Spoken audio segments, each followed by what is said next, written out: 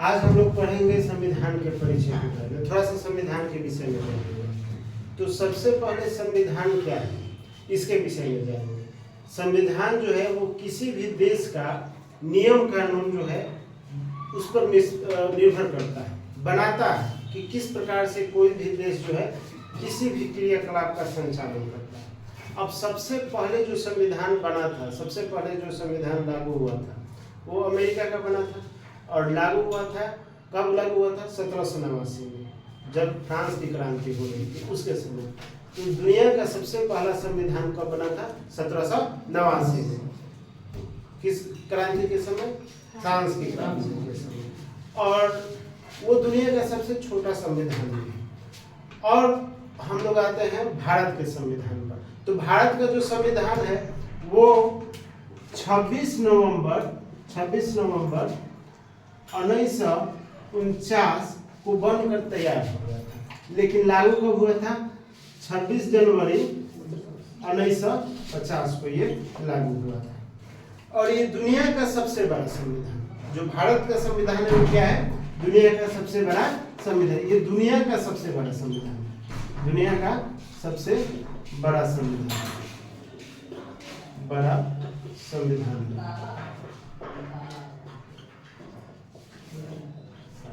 ठीक है ना। अब आते हैं कि भाई संविधान बनाने के लिए एक आदमी से संविधान तो बना नहीं होगा, बहुत सारे लोग जुड़े होंगे और संविधान को बनाने में कुछ खर्च भी लगा होगा। ठीक है, तो संविधान बनाने के लिए संविधान सभा का व्यवस्था की गई। ठीक है ना, अलग अलग देश के लोग आए। अब उस समय ब्रिटिश लोग थे, अंग्रेज थे, तो उन लोगों ने सबसे पहले कैबिनेट मिशन किया। ये उच्च स्तरीय मिशन क्या था? Cabinet mission. कैबिनेट मिशन जो था यह क्या था? उच्च स्तरीय मिशन था। ठीक है ना। ये किसके द्वारा भेजा गया था? ब्रिटिश सरकार के द्वारा। ये एक उच्च स्तरीय मिशन था, उच्च स्तरीय मिशन था। ये किसके द्वारा भेजा गया था? ब्रिटिश सरकार के द्वारा भेजा गया था।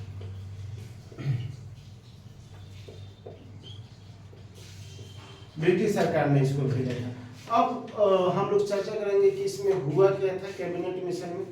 तो ब्रिटिश सरकार के द्वारा भेजा ही गया था।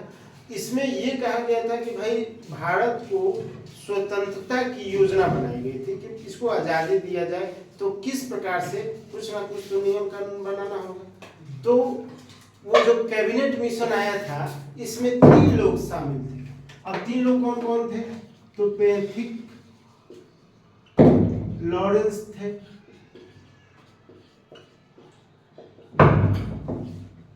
उसके बाद से स्टैफोर्ड क्रिप्स थे और तीसरे व्यक्ति एवी एलेक्जेंडर। ये 3 व्यक्ति थे जो क्या थे? कैबिनेट मिशन में शामिल थे। मतलब इस मिशन के तहत ये तय कर दिया गया था कि भारत को स्वतंत्रता दे दी जाएगी, आजादी दे दी जाएगी। किस मिशन के तहत? कैबिनेट मिशन के तहत। कैबिनेट मिशन के तहत। अब ये जो मिशन था ये कब आया था? 1946 में। अब ये आया था तो उस समय जो हम लोगों का देश था उसमें बंटवारा हुआ नहीं था। जब अंग्रेज आया था लोग, जैसे पाकिस्तान हो गया, अलग अलग देश बन गया, ठीक है ना, तो उस समय बंटवारा नहीं हुआ था। लेकिन कुछ नेताओं के बदतमीजी के कारण, इनके आपसी मतभेद के कारण कि हम बड़का तो हम बड़का, इन सब नेताओं के कारण क्या हुआ? ये जो मिशन है ये सक्सेसफुल नहीं हो पाया, ये विफल हो गया। ठीक है, जिसके कारण हमारे देश का विभाजन। सबसे ज़्यादा जरूरी ये बातें याद करना है कि हमारे देश का जो विभाजन हुआ था वो कैबिनेट मिशन के असफलता के कारण ही हुआ था, क्योंकि हमारे देश के नेताएं आपस में ही मतभेद करते थे। ठीक है, और जिसके कारण ये जो मिशन था वो फेल हो गया और हमारे देश का विभाजन हो गया। लेकिन संविधान सभा का निर्माण हो गया। अब संविधान सभा के द्वारा ये संविधान का निर्माण हुआ। तो संविधान सभा में सबसे पहले जो अधिवेशन हुआ था वो कब हुआ था? कब हुआ था? ये हुआ था 9 दिसंबर 1946 को हुआ। जिसमें जो सच्चिदानंद सिन्हा थे उनको अस्थायी सच्चिदानंद सिन्हा नंद सिन्हा जो थे उनको अस्थायी अध्यक्ष बनाया गया। क्या बनाया गया? अस्थायी अध्यक्ष बनाया गया। और उनके ठीक 2 दिन के बाद राजेंद्र प्रसाद को 11 दिसंबर 1946 को क्या कर दिया गया? अस्थायी अध्यक्ष बना दिया गया। अस्थायी अध्यक्ष बना दिया गया। ठीक है, बना दिया गया। तो ये था हमारा संविधान सभा। उसमें अब सब जो संविधान बनाने में कुल खर्च था, वो कुल खर्च कितना लगा था? कुल खर्च जो था बताइएगा। कुल खर्च जो था वो 63,96,000 और 729 रुपये, मतलब कि लगभग 64 लाख रुपया संविधान को बनाने में लगा था। ठीक है, अब इसके आगे हम लोग देखते हैं। इसको बताइए, डस्टर है?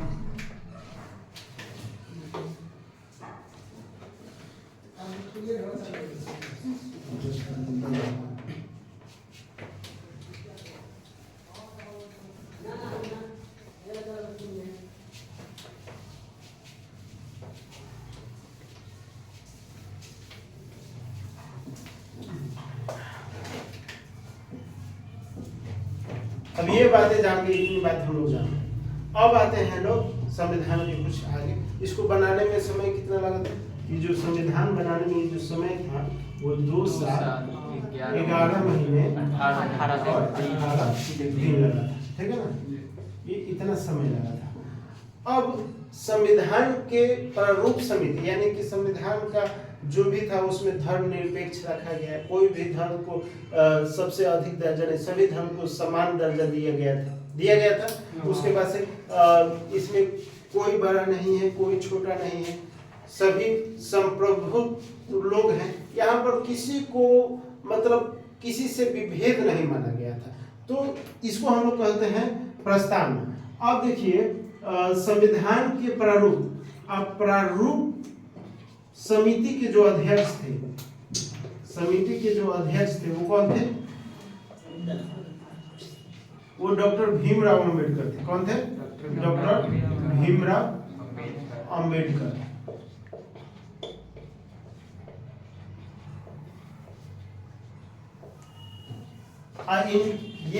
यही संविधान के निर्माता भी हैं, जनक भी हम लोग डॉक्टर भीमराव अंबेडकर को ही कहते हैं। ठीक है, डॉक्टर भीमराव अंबेडकर एक ऐसा शख्स हैं जिनको पढ़ने की आजादी नहीं, जो क्लास के बाहर बैठकर पढ़ते थे। उस स्थिति में भी वो आज संविधान के जनक कहे जाते हैं।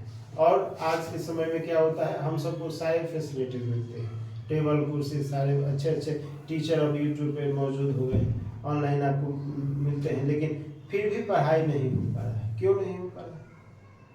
क्योंकि पढ़ने के समय में ध्यान कहीं और रहता है। एक लड़का बोल रहा था कि सर आज के समय में सबसे बड़ा समस्या है सरकारी नौकरी का तैयारी करना। पहला समस्या तो मोहब्बत दर, फिर कह रहा है कि दूसरा है सरकारी नौकरी का तैयारी। और लोग एक एक करके बर्बाद हो रहे हैं और हम दोनों कर रहे हैं, तो दोनों में बर्बाद होकेगा कि नहीं होकेगा?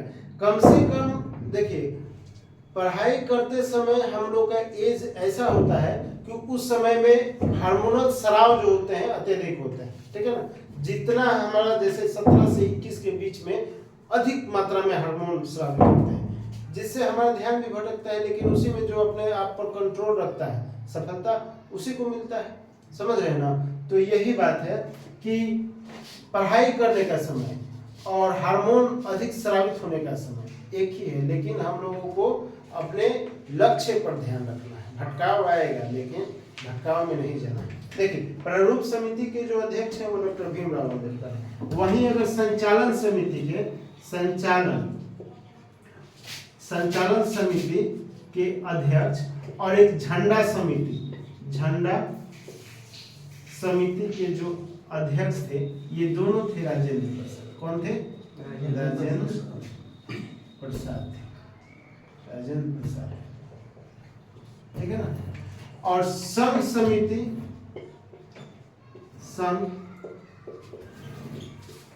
समिति के अध्यक्ष ये कौन थे? पंडित जवाहरलाल नेहरू, पीपी नेहरू भी इनको कहते हैं, चाचा नेहरू भी इन्हीं को कहते हैं, क्योंकि इनको बच्चों से बहुत ही प्रेम था ना, तभी बच्चा इनको पसंद करता था। और 14 नवंबर को इनके जन्म दिवस के अवसर पर हम लोग बाल दिवस भी मनाते हैं कि नहीं मनाते? तो आप लोग अभी जान चुके हैं कि भाई संविधान क्या है, किस प्रकार से बनाया गया, कौन सा मिशन आया, ठीक है ना, इसको बनाने में लगा कुल खर्च, कौन किसके अध्यक्ष थे, ये सारी बातों को हम लोग कंप्लीटली जान चुके हैं। अब हम लोग आते हैं कि संविधान बनने के बाद अब संविधान में कुल विषय कितना था। जब मूल संविधान का निर्माण हुआ था तो उसमें टोटल विषय कितना था, अनुच्छेद कितना था, और उसमें अनुसूचियां कितनी थी, ठीक है ना। तो मूल संविधान में ये जो मूल संविधान था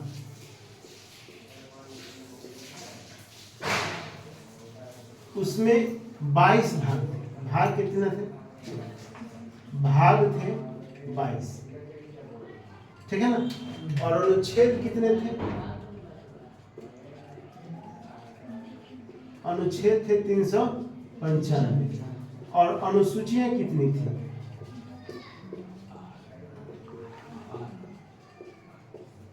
अनुसूची उस समय 8, ठीक है ना।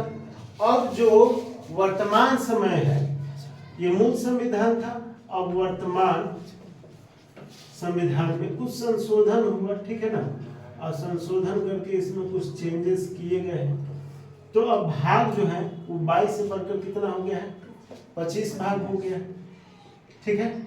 उसके बाद से अनुच्छेद जो है वो 395 से बढ़कर 448 प्लस, ठीक है ना, 448 प्लस इसमें क्या हो गया है? अनुच्छेद हो गया, आर्टिकल्स हो गए, ठीक है।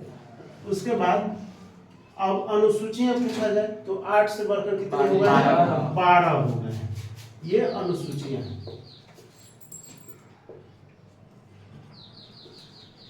ठीक है। ये अब हम लोग आते हैं, हम लोग का जो संविधान है वो एक व्यक्ति नहीं बना है, उसके लिए कुल सदस्य कितने थे? हम लोग के संविधान बनाने के लिए 289 सदस्य थे। संविधान बनाने में कुल कितने व्यक्ति थे? 289। अलग अलग देशों से अलग अलग विषय दिया गया, तब जाकर हमारा संविधान तैयार हुआ। अब अलग अलग देशों से क्या क्या विषय दिया गया था, जैसे में देख लीजिए, जैसे में अमेरिका हो गया, अमेरिका, तो अमेरिका से क्या लिया गया है? मौलिक अधिकार लिया गया है, मौलिक अधिकार लिया गया। उसके बाद से राष्ट्रपति को हटाने का अधिकार, न्यायाधीशों को भी हटाने का अधिकार कहां से लिया गया है? राष्ट्रपति को हटाने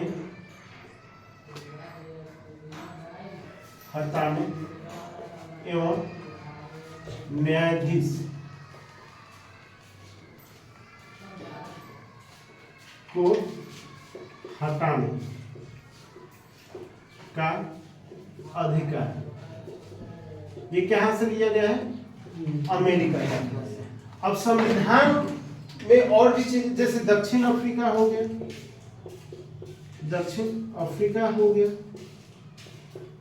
यहां से क्या लिया गया है? संविधान में संशोधन, ठीक है। जैसे संविधान में कुछ त्रुटियां होती है, जैसे जैसे समय बीतता है तो वैसे वैसे उसमें कुछ संशोधन भी किया जा सकता है। तो संविधान में संशोधन ये कहां से लिया गया है? दक्षिण। अब रूस है, रूस से क्या लिया गया है? हाँ, उसमें मौलिक अधिकार अमेरिका में है, और मूल कर्तव्य जो है, हाँ, मूल कर्तव्य जो है वो कहां से लिया गया है? रूस। आयरलैंड सबसे अधिक क्वेश्चन पूछता है, राज्य आयरलैंड सबसे अधिक क्वेश्चन क्या पूछता है कि राज्य के नीति निर्देशक तत्व वो कहां से लिया गया है? आयरलैंड। राज्य के नीति निर्देशक तत्व ये कहां से लिया गया है? आयरलैंड। ब्रिटेन से क्या लिया गया है? ब्रिटेन से क्या लिया गया है? संसदीय शासन प्रणाली और एकल नागरिकता। संसदीय शासन प्रणाली, एकल नागरिकता कहां से लिया गया? ऑस्ट्रेलिया से कि ब्रिटेन से? हाँ। और भी सारे चीज लगभग में कनाडा से संघीय शासन व्यवस्था, संघ वाला जितना आएगा वो सारा कनाडा से। संघीय शासन व्यवस्था जो है वो कहां से दिया गया है? कनाडा।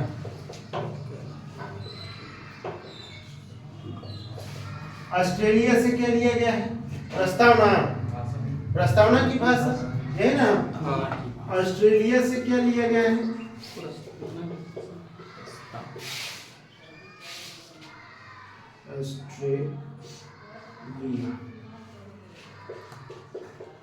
ऑस्ट्रेलिया से जो है वो प्रस्तावना की भाषा को लिया गया, प्रस्तावना की भाषा को लिया गया। अच्छा, अब बताइए हमको कि ये जो राष्ट्रगान है जन गण मन अधिनायक जय, जिसको हमारे रविंद्रनाथ टैगोर ने लिखा है, वो उन्होंने कब लिखा था? 1911 में लिखा। उन्होंने कब लिखा था? 1911। और वो लिखे थे पहले बंगाली में, भारतो भाग्य विधाता। क्या लिखे थे? भारतो भाग्य। वो लिखे थे कि भारतो भाग्य विधाता, विधाता ऐसे लिखे थे। लेकिन बाद में उसको वो बंगाली में लिखे थे और बाद में आकर उनको हिंदी में ट्रांसलेट किया गया। भारतीय भाग्य विधाता ऐसे हमारे जनगण मन अधिनायक जय है हमारे राष्ट्रगान में लिखा गया है, जब हिंदी में ट्रांसलेट हो। और उसको गाया सबसे पहले कब गाया गया? कितने आदमी बता सकते हैं कि उसको कब गाया गया? 27 दिसंबर 1911 को कलकत्ता अधिवेशन, राष्ट्रीय कांग्रेस के जो कलकत्ता अधिवेशन है, भारतीय राष्ट्रीय कांग्रेस के जो कलकत्ता अधिवेशन है, उसमें कब गए थे? वो सबसे कब गया गया था? 27 दिसंबर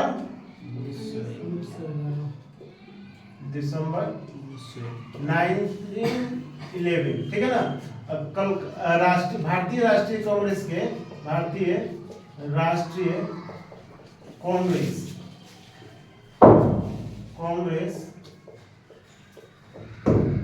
के कलकत्ता अधिवेशन में,